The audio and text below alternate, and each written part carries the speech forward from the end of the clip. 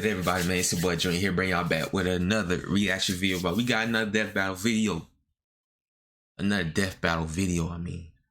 Killua versus who? Goodbye, BetterHelp, and HelloFresh. And then the all-powerful Koto, Academy City. Killua Zoldyck, Hunter x Hunter's prodigious lightning assassin. Misaka Mikoto, Academy City's ace electric princess. Question: what is more terrifying than the all-powerful crackling might of lightning? Lightning in the hands of cocky, hyper-talented teenagers. Oh, the worst combination. He's Wiz and I'm Boomstick. And it's our job to analyze their weapons, armor, and skills to find out who would win a death battle.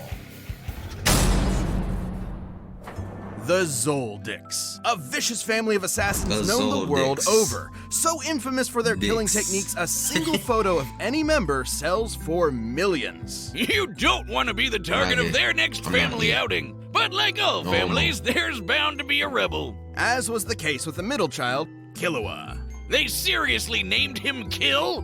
Hardcore. Well, it might be a pun on the term kilowatt, but kill is apt, given he's been trained in past tensing people since he was 3. I'll say, at age 14, he was strong enough to open a 64-ton door. Geez, what kind of workout did his family put him through? Somehow, it gave him 6 skater skills, extendable claws, and rhythm echo, a technique that lets him fool people's senses with just his feet. More accurately, by manipulating the cadence of his footsteps, Killua can create an auditory illusion, capable of tricking even extrasensory abilities. Killua was a heck of a prodigy, but despite being able to effortlessly rip out hearts, his family still thought he wasn't cold-blooded enough.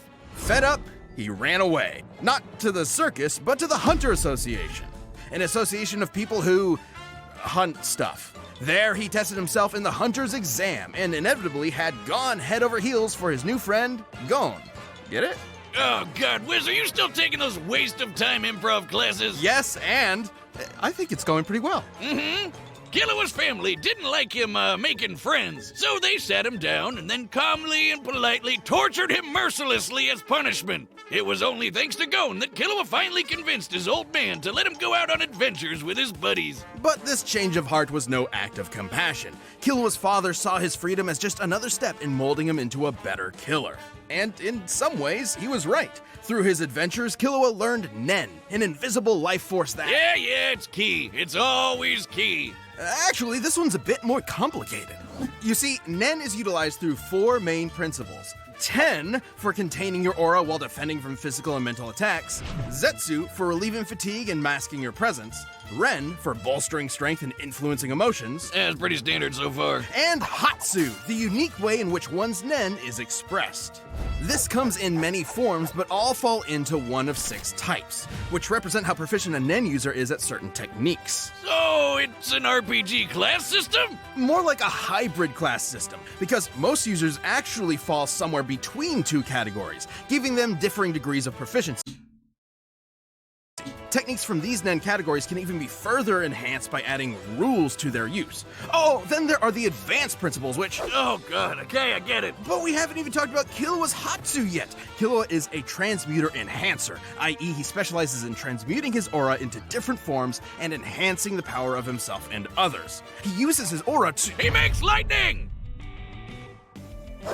Yes. In Killua's hand, lightning becomes a deadly weapon that he can fire down as a bolt, channel through his arms, or send through metal objects. Like his super alloy yo-yos. These bad boys weigh up to 50 kilograms. See, that's how you make a pun, Wiz. Packing enough force to shatter trees like I just shattered Wiz's confidence. Add in Killua's lightning and he can electrify anyone who touches them. And this isn't some magic-y schmagic-y lightning. His bolts have been identified as the real deal more than once. Meaning Killua is certainly as fast as actual lightning, especially when he uses it on himself to bust out Godspeed, a form that greatly amplifies his agility and power, letting him bypass his synapses to reflexively react to threats. For regular folk, that much voltage would be too much. But thanks to Killua's training, he can shrug off over 1,000,000 volts of electricity. He's also exceptionally crafty. In a Nen fight, every move matters, and strategy almost always triumphs, even against greater strength. Killua Nice. used these powers to battle world-renowned thieves, bomber mercenaries, and ants. That may not sound like much, but these chimera ants were brutal, murdering and eating people by the hundreds of thousands, then threatening billions. Reminds me of an old experiment gone horribly wrong. Killua understandably wanted to bail, but Gon pulled him back in, much to his frustration. Killua wanted to be there for Gon emotionally, but could not comprehend why he was risking so much against the chimera ants, going as far as becoming a monster. In other words, Killua was crushing really hard, but didn't know what to do about Gon's simple-minded impulsiveness. It didn't end well for anyone. It wasn't all doom and gloom, though. Killua held his own against some of the chimera ants' best, surviving this forest-consuming blast from one of their captains. Which, judging by its size, was worth several kilotons. And he later injured a top-ranking royal guard, Yuppie. Sure, he ran for the hills the moment Godspeed wore off, and isn't as strong as the weird horseman, but even just damaging someone who can make a crater like this is nothing to sniff at. But amidst all the fighting, Killua still could not get his family out of his mind. Literally. As in, his brother, Illumi, put a needle in his head, forcing him to be controlled by self-preservation, ensuring he'd always run when victory isn't guaranteed. Wiz, you think you can call CPS for that?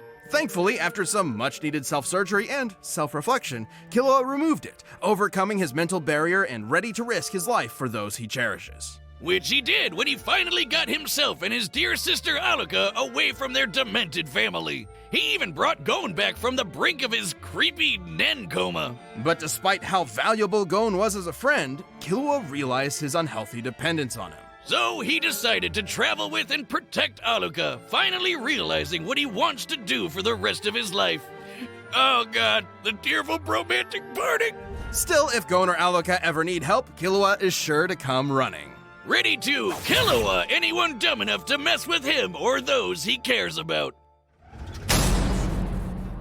This episode is sponsored by BetterHelp. It can be easy to spend all your time on your work, your friends, your family.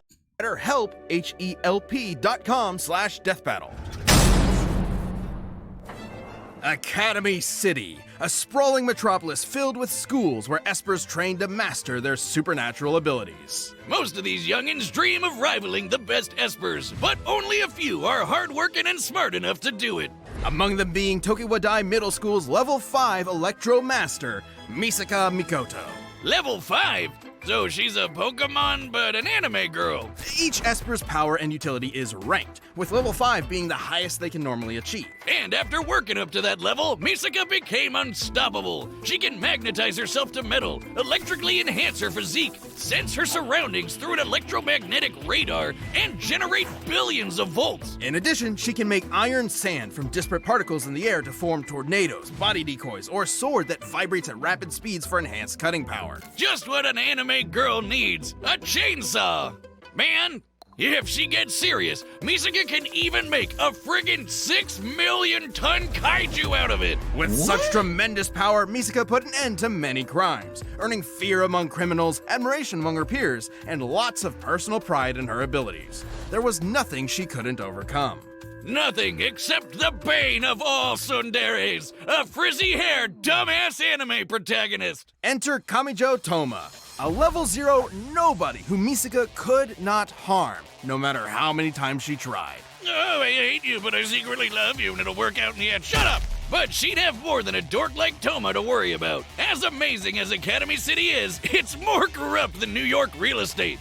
Years ago, Misaka gave some shady scientists a sample of her DNA, being promised it'd help cure tons of fatal diseases. Instead, they made tens of thousands of clones of her, sending them all to be slaughtered one by one. Specifically against another level 5 and A-tier edgelord named Accelerator. By farming all these clones, they hoped he would finally get enough EXP to become a mythic level 6. Is that seriously all it takes? How does this Esper stuff work? I'm glad you asked. Espers represent the scientific side of the world, a side I'm so familiar with. All espers possess an involuntary movement or AIM diffusion field that manifests their power, letting them consciously alter reality. Changing reality with your mind. Isn't that just magic? Au contraire, Boomstick, it's quite scientific. Look at Misaka's signature move, the Railgun. Many real-life railguns use a set of parallel conductors to generate Lorentz force. By envisioning imaginary rails between herself and her target, Misaka can create a similar yet greater effect, accelerating the speed and kinetic force of a projectile, usually a coin, into a concussive bullet. It's beautiful. It's science. How long are you gonna be nerding out over this? Come on, this is like my one thing. Where was I? Oh yeah, thousands of dead clones. Traumatized by the endless slaughter, Misaka felt enormous guilt. You see it all the time with horrific experiments. Sure, buddy. She worked for days to end the clone project, but concluded it would have to end with her sacrifice. But Toma butted in, giving Misaka the support she needed in her darkest hour, while also punching out Albino Magneto with his Esper-proof fist. Misaka had shouldered her burden for so long that she forgot how to rely on others. This wake-up call from her newfound crush was exactly what she needed. But even with Accelerator decelerated, Misaka kept fighting Academy City's underbelly, all to protect her friends and free her sister clones she befriended. She dealt with a lot of trouble on the way, but had the power to do it. In her battle with a killer cyborg lady, Misaka conjured a city-spanning storm, which, by measuring the size of the cloud relative to the city, would require over 58 kilotons of energy to make. Kilowatts. She's also fought other level 5s, not just Accelerator. She got into a middle school beef with a snobby telepath, fought this explosive weirdo, and dodged particle beams from an unhinged Karen. The electrons of which can accelerate to high relativistic speeds. It's no shock. Misaka's reactions are that. I'm telling you, bro, if Killua finds a way to beat this, I don't think Killua wins. Ain't no way. Fast, given her lightning has been stated to be light speed on 5 different occasions. More than just her powers, though, Misaka's greatest asset is her intellect. It might not look it, but high-level espers constantly perform tons of nerd math just to make their powers work. And understanding other powers has been just as vital to Misaka's survival. Take her bout with the magic Valkyrie, Brunhild. Remember when Wiz said espers were the science side of the world? Well, these weirdos are packing the magic. A single mistake from Misaka could have meant death, but she still stalemated Brunhild. Now, Brunhild was still stronger and faster, but it is impressive Misaka was able to harm a saint, who are normally only deployed against foes capable of leveling mountains. One such foe, Hell, froze 100 kilometers of ocean. You'd think this means Misaka can take on all sorts of magical baddies. But alas, the power creep says otherwise. He's actually serious. When you're dealing with crazy magicians and magic gods, even a level 5 Esper struggles to keep up. Misaka valued her abilities so highly that she struggled to maintain her self-esteem when they weren't enough. A shame Misaka cares so much about getting stronger when Toma appreciates her as a person first and foremost. While certainly a flaw, that ever-persistent hard-headedness will also keep Misaka around, no matter the stakes. So watch out, because this pint-sized 14-year-old is quite literally a walking railgun. This episode is sponsored by HelloFresh. Now me, I love to cook, but every time I have Wiz over for a lovely home-cooked meal, he has complaints. I told you I don't care if Squirrel can 16 free meals plus free shipping. Alright, the combatants are set, and we've run the data through all possibilities. It's time for a death battle!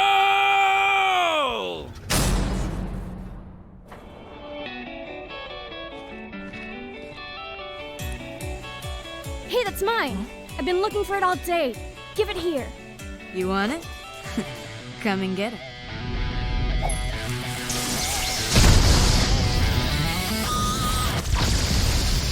Coins, huh? I had a butler who used these.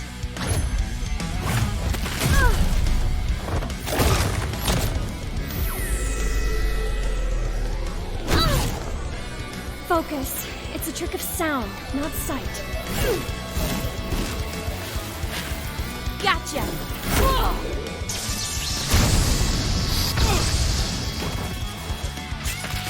He's good at hand-to-hand. Better keep my distance. She has stronger lightning. Gotta get in close. No problem.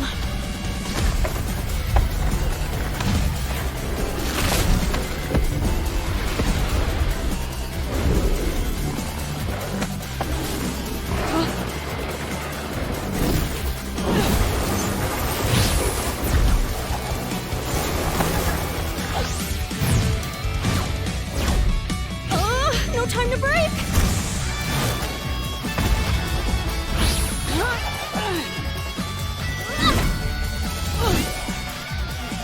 Now's my chance.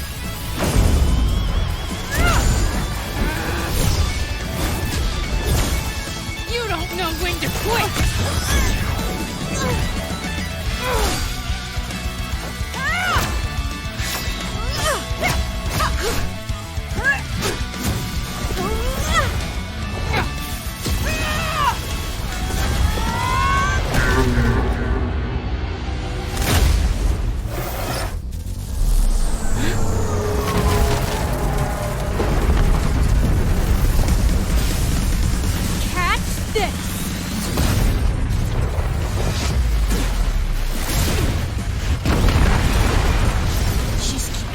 Together with electromagnetism, meaning it can be disrupted!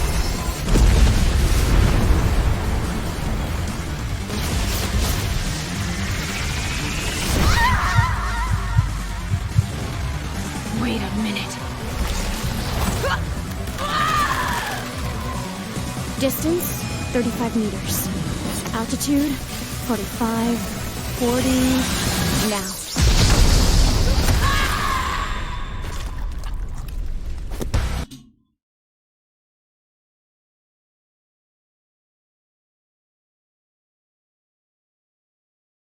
Wow. Wow.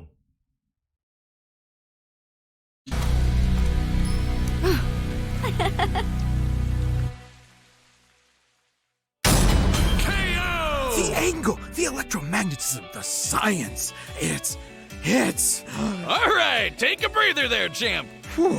While Killua's assassin training made him a vicious threat, Misaka's abilities and know-how gave her the counter she needed in this mind-numbing battle of wits. Killua could survive kilowatt-ton level blasts, and given some leeway, could scale to Yuppie, whose crater feat was worth 18 megatons of TNT. Impressive, but the storm Misaka created beat anything Killua has done directly. And given similar scaling to Brunhild, who Misaka not only harmed but stalemated, her output could reach hundreds of megatons of TNT.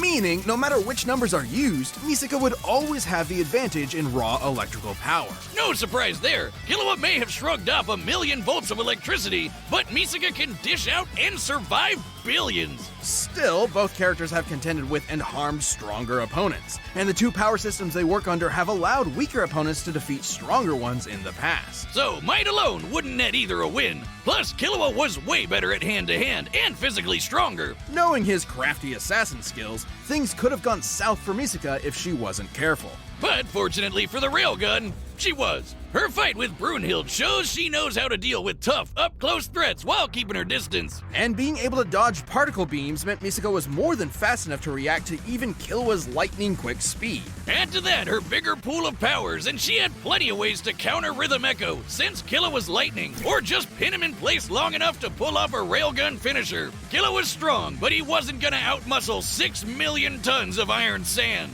Killua was a prodigy in all things Nen, lightning, and killing, but Misaka's varied electro powers, quick reflexes, and scientific brilliance let her cash in a win. But hey, at least she let Killua keep the change. She Killua'd him!